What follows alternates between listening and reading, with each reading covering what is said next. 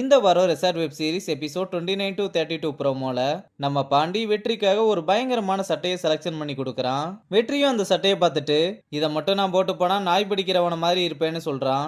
அப்படி எங்க தான்டா போக போறான்னு பார்த்தா நம்ம ஐசு கூட டேட்டிங்க்கு தான் போக போறான் போல.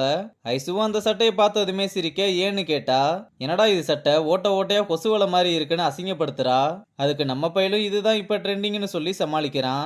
அப்புறம் ரெண்டு பேரும் சேர்ந்து பைக்ல ஜோடியா உட்காந்து ஒரு ஹோட்டலுக்கு சாப்பிட வந்தா வெயிட்டர் வந்ததும் நீயே ஆர்டர் பண்ணுன்னு வெற்றி கிட்ட சொல்ல, நம்ம பையனும் இங்கிலீஷ்ல மாஸ்க் காட்டலாம்னு dish what dish special dish என்னன்னு கேட்டா, வெயிட்டரையும் சும்மா சொல்லக்கூடாதுங்க, ஸ்டார்ட் அப்ல ஆரம்பிச்சு மெயின் டிஷ் வரை இங்கிலீஷ்ல போட்டு பொழந்து கட்ட வெற்றியோட மூளைக்குள்ள இங்கிலீஷ் லெட்டர்ஸ் எல்லாம் போய் தபேலா வாசிக்குது. அப்புறம் ஒரு வழியா 2 சுசி கொண்டு வாங்கன்னு ஆர்டர் பண்ண வெயிட்டரும் எடுத்துட்டு வந்து சர்வ் பண்ணிட்டு போனதும் நம்ம பையனும் இதுதான் சுசியான ஆச்சரியமா பார்த்தா, அட பாவி என்னன்னே தெரியாம தான் ஆர்டர் பண்ணியான்னு கலாச்சி சிரிக்கிறா.